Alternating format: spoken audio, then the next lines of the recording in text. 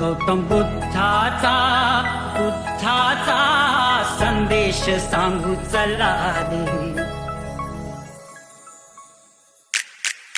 गौतम बुद्धाचा संदेश सांगू चला रे. बोध ज्ञानाचा देऊ चला रे. गौतम बुद्धाचा संदेश यवतमाळवरून आलेला हा संघ.